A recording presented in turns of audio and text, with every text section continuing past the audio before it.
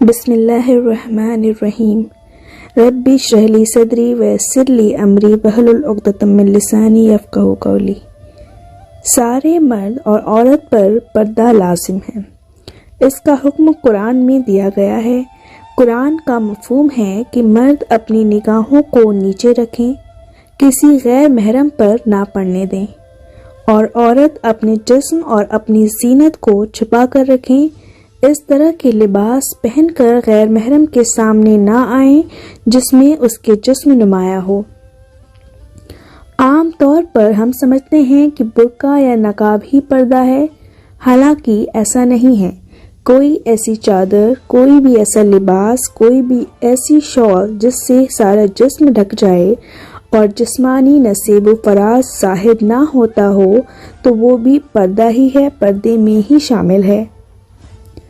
ہم کبھی نہیں سوچتے کہ پردہ سب کے لیے ہے، جس میں عورت مرد دونوں شامل ہیں۔ حالانکہ قرآن میں عورتوں سے پہلے مردوں کو پردے کا حکم ہے، پر ہمارے معاشرے میں جہاں پردے کا ذکر آتا ہے وہاں فوراً ہمارے ذہن میں عورتوں کا پردہ آ جاتا ہے۔ ہم کبھی بھی نہیں سوچتے ہیں کہ پردہ سب کے لیے ہے، جس میں عورت مرد دونوں شامل ہیں۔ حالانکہ قرآن میں عورتوں سے پہلے مردوں کو پردے کا حکم دیا گیا ہے۔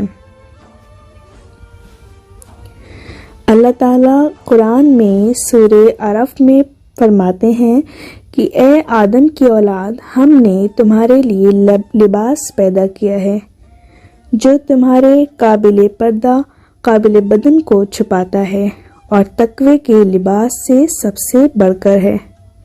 سورہ احزاب میں قرآن اللہ تعالیٰ فرماتے ہیں، اے نبی صلی اللہ علیہ وسلم اپنی بیویوں اور اپنی بیٹیوں کو اور مومنوں کی عورتوں کو فرما دیجئے کہ وہ اپنے اوپر اپنی چادریں ڈال لیں۔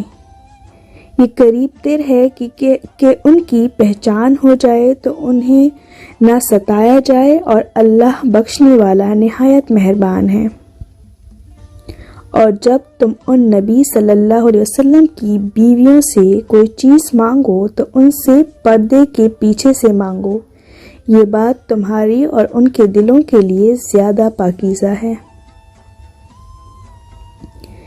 صحیح بخاری اور صحیح مسلم اور کچھ حدیث کی کتابوں میں یہ روایت ہے کہ جب سیدہ عائشہ رضی اللہ تعالی عنہا پر تہمت لگائی گئی تو اللہ تعالیٰ نے سورہ نور میں ان کے لیے برات نازل کی۔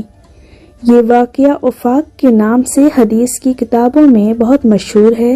اس میں ہے کہ سیدہ عائشہ رضی اللہ تعالی عنہا نے جنگل سے واپس آ کر جب دیکھا کہ قافلہ چلا گیا تو وہ وہیں آ کر بیٹھ گئیں اور سو گئیں۔ صبح کو جب حضرت صفوان کا گزر وہاں سے ہوا تو ایک سوئے ہوئے انسان کو دیکھ کر اس طرف آئے۔ سیدہ عائشہ رضی اللہ تعالی عنہا فرماتی ہیں کہ جب صفوان ادھر آئے تو انہوں نے مجھے دیکھتے ہی پہچان لیا، کیونکہ پردے کے حکم سے پہلے وہ مجھے دیکھ چکے تھے۔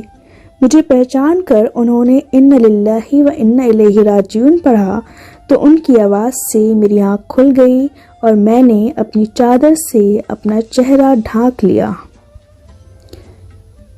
ایک اور حدیث میں ہے کہ ایک خاتون جن کا نام ام خلاد رضی اللہ تعالیٰ تھا، نبی اکرم صلی اللہ علیہ وسلم کی خدمت میں اپنے بیٹے کا جو قتل ہو چکا تھا انجام دریافت کرنے آئیں اور وہ نقاب پہنے ہوئی تھیں۔ نبی اکرم صلی اللہ علیہ وسلم کے ایک صحابی رضی اللہ تعالیٰ نے ان کی اس استقامت پر تعجب کرتے ہوئے کہا کہ نقاب پہن کر آپ بیٹے کا حال دریافت کرنے آئی ہیں، تو انہوں نے اس کے جواب میں فرمایا کہ میرا بیٹا مرا ہے، میری حیا نہیں مری۔ اس کے بعد رسول اللہ صلی اللہ علیہ وسلم نے ان کو تسلی دی کہ تمہارے بیٹے کو 2 شہیدوں کا اجر ملے گا۔ انہوں نے دریافت کیا کہ ایسا کیوں ہوگا یا رسول اللہ صلی اللہ علیہ وسلم؟ آپ نے فرمایا اس لیے کہ اس کو اہل کتاب نے قتل کیا ہے۔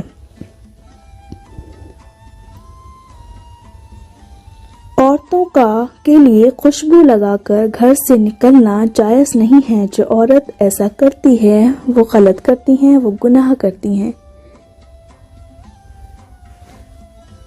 بے پردہ عورت شیطان کا شکار ہے۔ عورت پردے کی چیز ہے۔ جب وہ گھر سے باہر نکلتی ہے تو شیطان اس کی تاک جھانک میں رہتا ہے۔ میں اپنی تمام مسلمان بہنوں سے کہنا چاہوں گی کہ پردے کو اپنی نیک نیتی اور خلوص سمجھ کر استعمال کریں، نہ کہ اپنے اوپر ایک پابندی سمجھ کر۔ آج کل بہت ساری مسلمان بہنیں جو خود پر زبردستی کر کے پردہ کرتی ہیں یا ان کے پردے کی وجہ ان کے گھر والوں کی سختی ہوتی ہے۔ بے شک گھر والوں کو چاہیے کہ ان کو پردے کا حکم دیں، مگر صرف سختی سے نہیں بلکہ سمجھا کر، دین کی طرف لا کر ان کو بتائیں کہ ایک مومنہ اور غیر مسلم عورت میں کیا فرق ہوتا ہے۔ ان کی رغبت قرآن و دین کی طرف دلائیں۔